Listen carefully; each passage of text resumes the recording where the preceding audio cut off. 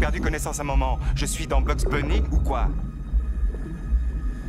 Après l'échec d'Explorers dont je parlerai bientôt, Joe Dante revient avec cette fois une production en blanc, la société de Steven Spielberg, Kathleen Kennedy et Frank Marshall.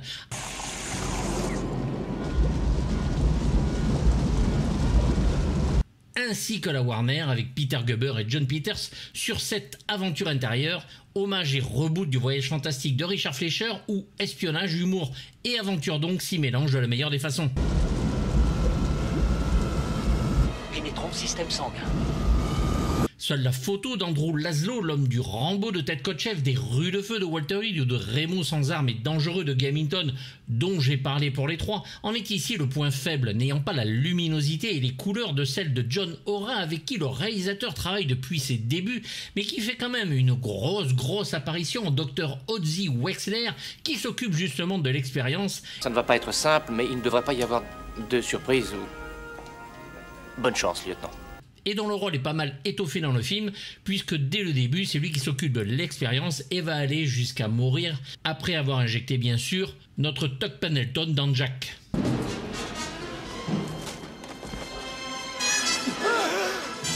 La photo des effets spéciaux et tout ce qui se passe à l'intérieur du corps de Jack qui est sublime grâce à des effets démentiels d'Industrial Light and Magic.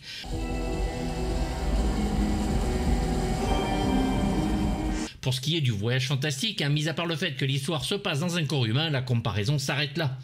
Chip Prother en écrit l'histoire, lui veut une parodie du Voyage fantastique, mais c'est Jeffrey Boam, l'homme qui va adoucir les histoires de Shane Black sur les deux premières armes fatales et écrire le troisième opus, en charge des scénars sur Dead Zone de David Cronenberg, Génération perdue de Joel Schumacher dont j'avais parlé, et qui va créer la série Briscoe County, l'histoire d'Indiana Jones et la dernière croisade de Steven Spielberg ou le fantôme du Bengale de Simon Windsor, qui sera ici en charge de l'histoire et du côté aventureux. Lancement de la sonde optique. Robert Zemeckis et John Carpenter sont envisagés, mais c'est Joe Dante qui va empocher le film. Dante est fan de films de genre des années 50, continue de réaliser ses rêves, toujours avec cet esprit adolescent, et ici c'est le bonheur avec ce mélange des genres, où un pilote qui se propose pour une expérience scientifique afin d'être réduit et mis dans une seringue pour être injecté dans un lapin, va se voir injecté dans un homme lambda, hypocondriaque de surcroît, paranoïaque et phobique, en plus, et qui à eux deux vont vivre une aventure pour essayer de sauver leur peau, poursuivis par des méchants, et essayer pour le pilote de retrouver sa taille normale. J'ai été miniaturisé. On était censé m'injecter dans le corps d'un lapin de laboratoire, et c'est dans le tien que j'ai échoué, je ne sais comment. Alors de tous ces films, l'aventure intérieure est de loin un des plus hollywoodiens, mais ce n'est pas un gros mot ici, loin de là même. Moins de Joe Dante qui n'y paraît en premier lieu, après tout, chaque film ne peut parfois mettre en valeur la vision d'un réalisateur. Joe Dante ne pense pas pouvoir insuffler ses idées sur le film, et va donc le faire en s'éloignant de ce qu'il avait fait avant, ce qui parfois permet d'éviter de se répéter. Envoie-lui ton genou là où ça fait mal. Maintenant, assomme-le. De plus, ce qui est rare, ce buddy movie est loin d'être comme les autres puisque les deux protagonistes ne peuvent se voir, seulement s'entendre, l'un étant à l'intérieur de l'autre. Les cascades sont tournées en réel et les effets d'ILM nous subjuguent en réel aussi, un bonheur d'aventure, d'autant que l'idée de Tuck soit branchée sur le nerf optique de Jack et lui permette de voir ce qu'il voit ainsi que son système auditif pour entendre ce qu'il entend et communiquer avec lui est une brillante idée. Et que ça c'est mieux. Tu sais quoi? On va avoir besoin d'un sacré coup de main. 27 millions de dollars de budget, ce sera un four aux États-Unis, mais remportera quand même 42 millions de dollars dans le monde, pas foufou, mais assez quand même pour rentabiliser le film, et en France, 1 million et un peu plus de 700 000 entrées combleront les spectateurs. Le film sera aussi oscarisé pour ses effets spéciaux amplement mérités et délivré par Sir Sean Connery. And the winner is Dennis Muren, William George, Harley Jessup and Kenneth Smith for Inner Space.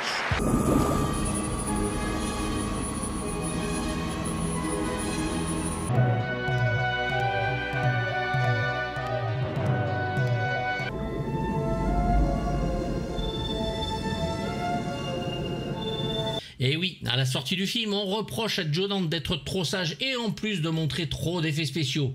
Mais bordel de merde, qu'est-ce qu'il ne faut pas lire parfois? On insiste sur le fait que Spielberg a trop influencé Dante alors que le réalisateur lui-même s'en défend en expliquant qu'il fut moins présent que sur Gremlins.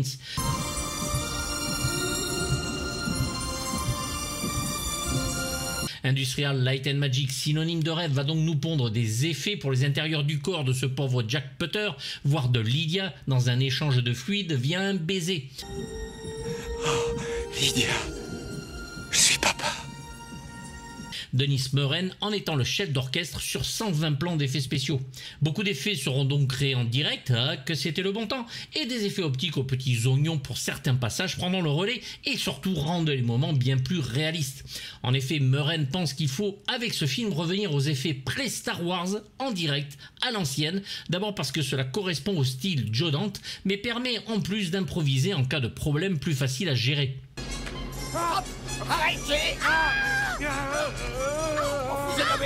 Ce seront donc beaucoup de perspectives forcées, comme dans la scène de la voiture où Victor et Margaret essaient d'arrêter Lydia et Jack en tirant sur les ceintures de sécurité. Ici, les deux acteurs filmés sur un décor géant avec une Meg Ryan de plusieurs mètres, comme le Martin Short à côté.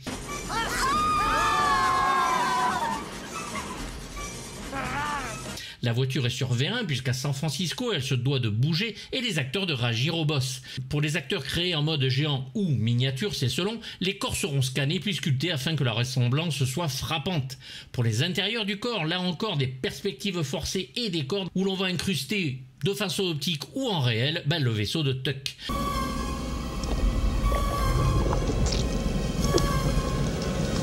La cabine téléphonique où ce cher Victor va faire son appel fera 7 mètres et canne à pêche et tout objet aux alentours de taille énorme, banc y compris. Dieu soit loué. Et alors, toute ma petite monnaie a rétréci. Donnez le numéro de votre carte de crédit, Victor. Vous devez en avoir une, non? Des espaces immenses vont donc être construits censés représenter l'intérieur d'un vaisseau sanguin ou un nerf optique et tant d'autres. Le challenge étant qu'il soit assez grand pour travailler mais face minuscule à l'écran sans ressembler à une cathédrale organique. Beaucoup de jeux de lumière vont aider à l'immersion et les maquettes, nombreuses en fonction de la taille des organes et des prises de vue, seront construites par Bill George et l'atelier d'ILM et le combat entre le vaisseau de Tuck et l'armature de l'infâme Monsieur Igoe reste un moment fabuleux.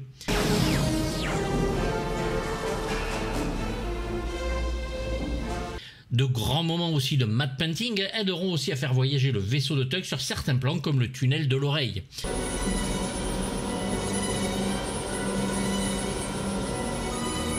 Les vaisseaux sanguins servent à Tuck pour se déplacer rapidement, une autoroute organique, Muren l'appellera la voie du sang. Ce vaisseau sanguin fut construit dans un décor de 12 mètres de long et 45 cm de diamètre et constitué d'eau courante et de globules rouges en silicone de la taille d'une pièce d'$1. C'est une pompe qui va réguler le flux sanguin.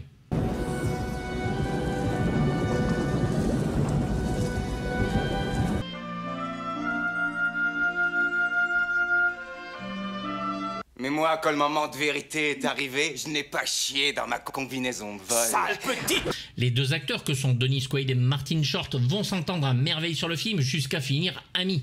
Dennis Quaid est le lieutenant de l'US Navy, Tuck Pendleton, rarement droit dans ses pompes et alcoolique à ses heures perdues, ce qui lui gâche sa carrière de la meilleure des façons.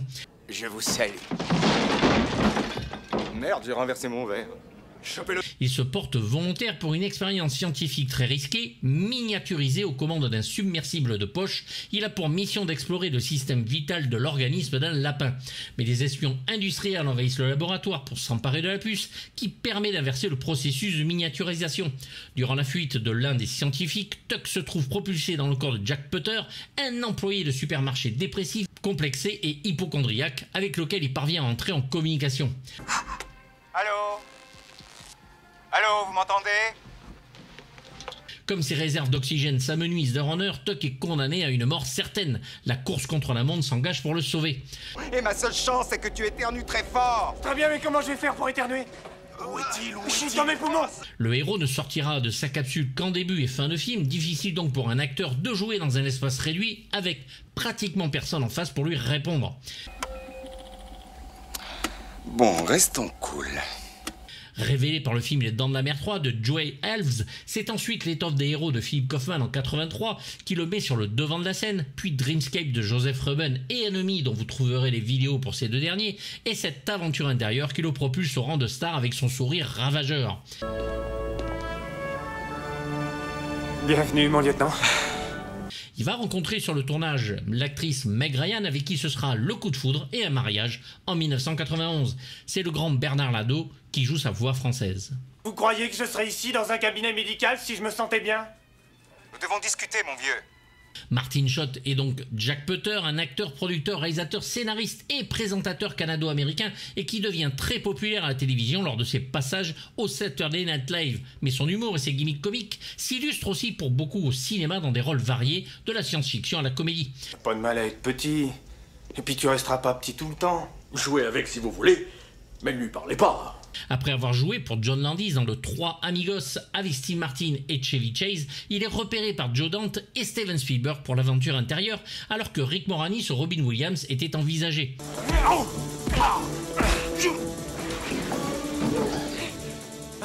Il va jouer dans 3 remakes de films français, Danger public, l'adaptation de La Chèvre avec Danny Glover, Les 3 fugitifs avec Nick Nolte et Un Indien à New York avec Tim Allen. Oh merde! Ici, il est Jack Putter, dépressif et hypocondriaque, donc dont les rêves ou cauchemars l'empêchent de vivre et même de travailler. Il se verra donc injecter Tuck dans le corps et trouver en lui le courage pour affronter la vie et les aventures qui le mèneront à devenir un meilleur homme. Jack Potter à la rescousse! C'est Jean-François Vlerick qui fait sa voix de doublage. Ça, ce n'est pas loyal. Qu'est-ce qu'il est? Lydia, elle, est jouée par la belle Meg Ryan, compagne de Tuck, mais dont le couple bat de l'aile à cause de l'alcoolisme de ce dernier et le fait qu'il ne l'écoute jamais. Aujourd'hui, ça me fait trop de mal d'être avec toi. Lydia.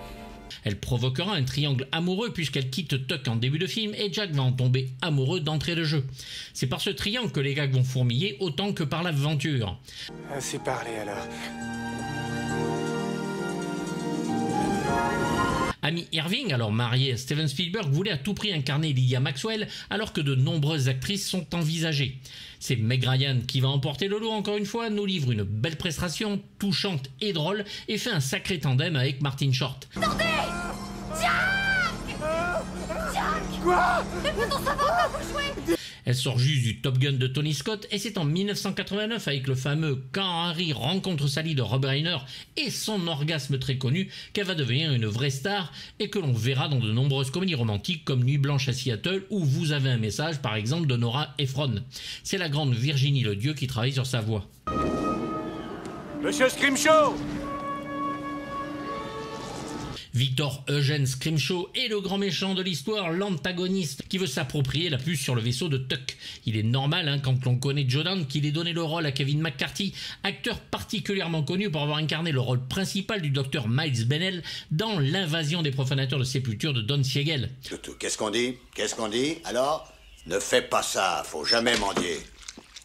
On le reverra chez Joe Dante dans l'épisode de la 4e dimension qu'il réalise avant, Panique sur Florida Beach, où les Looney Tunes passent à l'action.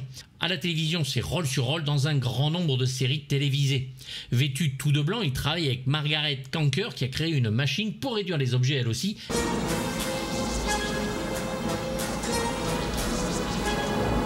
Et possède, comme un méchant de James Bond, un homme de main, Monsieur Igoe. Monsieur Igoe, arrêtez-le! Il nous faut cette seringue! Et c'est le grand Marc Casso qui double donc Victor ici. Regardez ce truc.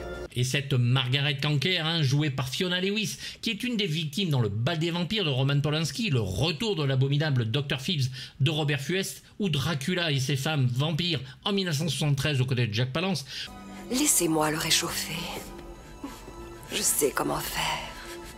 Joue donc cette femme aux ambitions démesurées. Elle va perdre de sa taille avec Victor sur la fin du film et c'est une femme très intéressée par le sexe dès qu'elle peut.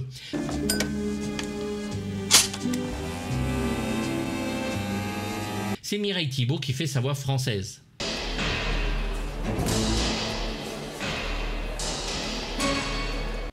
Monsieur Igoe, homme de main de Victor, à la main gadget, justement, implacable, ne disant pas un seul mot de tout le film.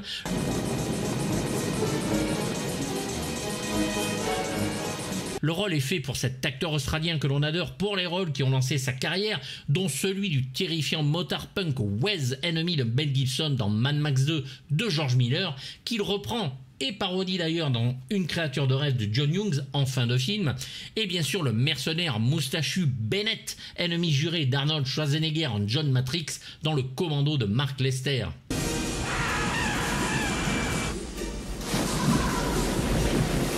Un acteur impeccable au physique adéquat et qui finira dans les sucs gastriques dissous comme on l'attend.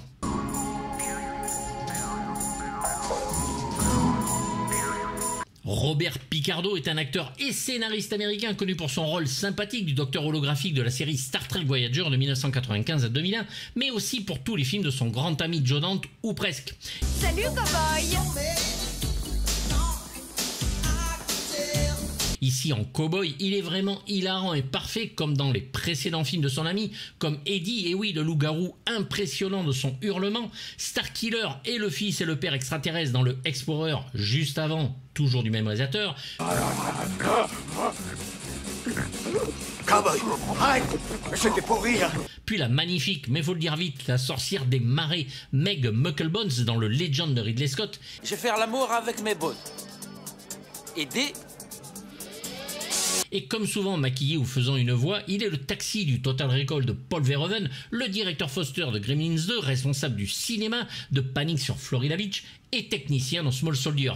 Hilarant et parfait. J'en suis toute excitée. Dis donc, ça fait longtemps que tu mènes cette double vie. Wendy Schall joue Wendy, la collègue de Jack à l'épicerie qui a travaillé pour Joe Dante sur Les Banlieusards et Small Soldiers. Tu es probablement la seule personne dans notre supermarché avec qui j'ai pas couché. Et tu vois... Peu de films au cinéma, mais beaucoup de rôles à la télévision. Elle est une véritable salope avec ce pauvre Jack et change d'avis comme de chaussettes, mais lui rend bien la monnaie de sa pièce à la fin du film. Laurence Crouzet et sa voix française. Vous avez un brillant avenir dans le commerce de détail alimentaire. Henry Gibson est un acteur américain qui a commencé sa carrière en jouant un étudiant dans le Dr. Jerry et Mr. Love de Jerry Lewis. Je serais navré de voir que vous jetiez tout ça par la fenêtre parce que vous perdez les pédales. Il est absolument parfait et hilarant, chef des nazis dans le chef-d'œuvre de John Landis, les Blues Brothers, jouera l'inquiétant Dr. Werner Klopek dans Les Banlieusards de Joe Dante, et dans Gremlins 2 sera l'employé qui est viré pour avoir fumé. Un peu à l'ouest, souvent très drôle, plein d'empathie pour ce pauvre Jack, mais ne comprenant rien à ce qu'il raconte. Vous êtes mon malade préféré. Vos visites régulières sont en quelque sorte la clé de voûte de mon cabinet médical. William Schaller est le Dr. Greenbutch, le médecin de Jack Putter, une filmographie impressionnante que Dante, en fan de cinéma, doit connaître par cœur et avec qui il a travaillé sur la 4e dimension Gremlins au Panique sur Florida Beach. Roger Crouzet le double ici. Eh bien, je suis pressé, moi. Oui. La femme dans Le Cauchemar de Jack, qui le terrorise même, est jouée par Kathleen Freeman, connue pour ses rôles récurrents chez Jerry Lewis, et parfaite aussi en religieuse dans le Blues Brothers de John Landis. Une très belle filmographie, encore ici pour une grande actrice. Je vous prie de vous concentrer sur votre travail. 600 milliwatts qui entrent. Et en guest et caméo, nous avons donc John O'Hara, et oui, le directeur de la photographie attitrée de Joe Dante, qui ne fait pas la photo malheureusement ici. J'attends ces papiers depuis la semaine dernière. Et qui va jouer le docteur Ozzy Wexler, responsable de l'expérience, qui va s'échapper et injecter Tuck dans Jack.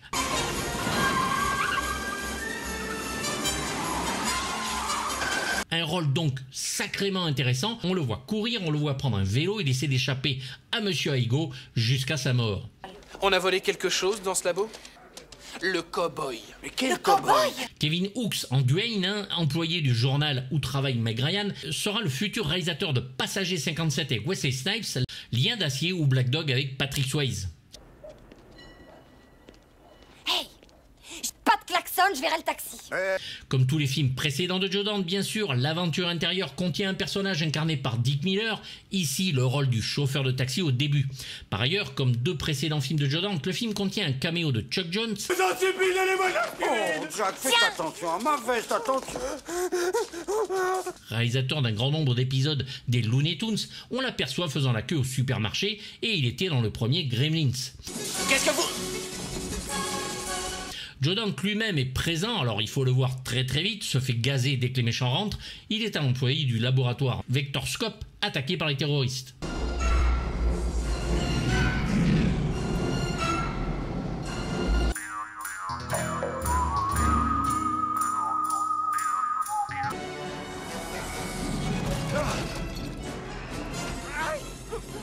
Warner Bros. Geffen va donc nous sortir un beau vinyle à l'époque façon années 80 qui va regorger de chansons et oublier un peu que l'âme du film en est le score, la musique du grand Jerry Goldsmith, même si le générique de fin de Rod Stewart, Twisting the Night Away ou le Cupid de Sam Cooke s'écoute avec plaisir.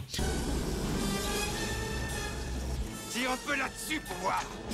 Le compositeur au talent certain est encore à son apogée, mais l'a-t-il seulement quitté une seule année et continue à embellir certains films et leur donner ce supplément d'âme qui leur manquait.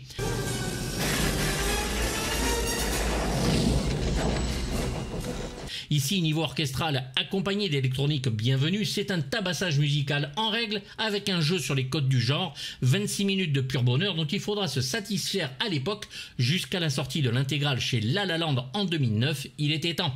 Après la 4e dimension, Gremlins et Explorer, les deux hommes ne se lâcheront plus jusqu'à la mort du compositeur en 2004.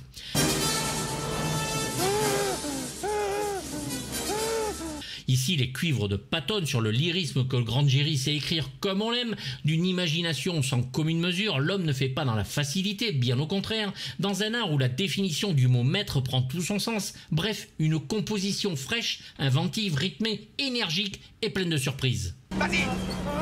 Oui.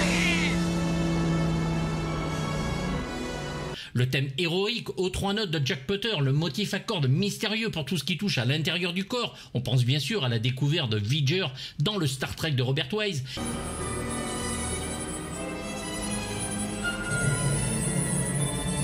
Et comme thème de l'homme de main, percussion métallique agressive et sèche illustrant la froideur et le manque total d'émotion de cette brute épaisse qu'est Vernon Wells, oui le Wes de Mad Max 2, le Bennett de Commando, ici en Monsieur Aigo.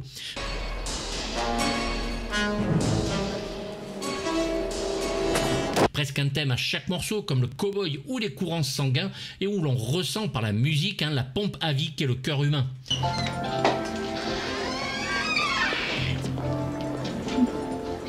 Un love theme aussi superbe où émotion et poésie se dégagent du reste, notamment avec The Womb où l'on découvre que Lydia est enceinte.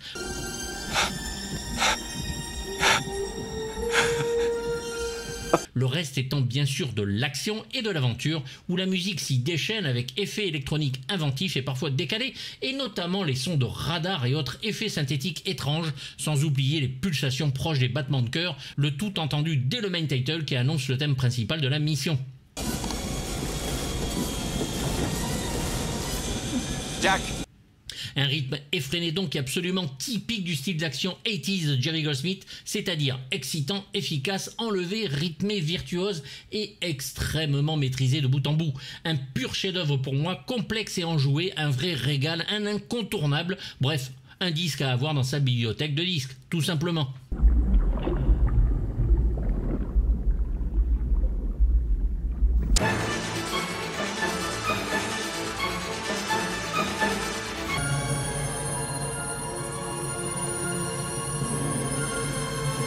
Alors comment rebondir après un échec sur un film personnel comme l'était Explorers?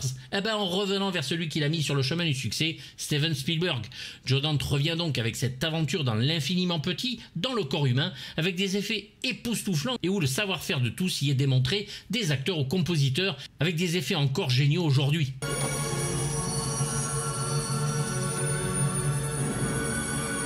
Mélangeant de façon plus qu'habile l'espionnage au film fantastique, l'aventure intérieure en est une pour nous, spectateurs, où rire et suspense ne font qu'un, nous harponnent sans jamais nous lâcher, une pure merveille.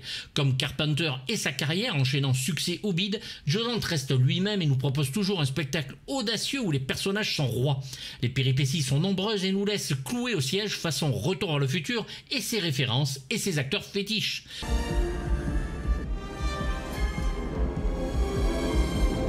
Un film qui monte crescendo en plus et dont le suspense et l'action sur le final nous laissent estomaqués, une des grandes surprises de l'année 1987 et un beau cadeau de Noël pour la France, le film étant sorti en juillet aux USA. Ce sera donc un festival de l'image, de l'humour réussi, du rythme à la Indiana Jones et d'un final au suspense spectaculaire porté par un tandem d'acteurs jamais ensemble et pourtant bien collés l'un à l'autre. Vous voulez un cigare ? C'est pour moi un 8 sur 6 d'aventure intérieure et extérieure, un bonheur de savoir-faire. Et oui, je voulais parler bien sûr de l'aventure intérieure depuis longtemps, c'est pour moi un film que j'adore. On fait pas mieux dans l'action et l'aventure, c'est du Spielberg et du Joe Dante tout craché, les effets d'ILM nous bluffent et on est complètement emporté avec cet espionnage et cette action non-stop. Bien sûr, j'attends vos commentaires pour qu'on en débatte, j'espère que vous aimez le film aussi. N'oubliez pas bien sûr d'activer la cloche et de vous abonner si vous en avez le temps. Je vous dis à bientôt pour du très lourd. Bye bye. On a fait une équipe du feu de Dieu.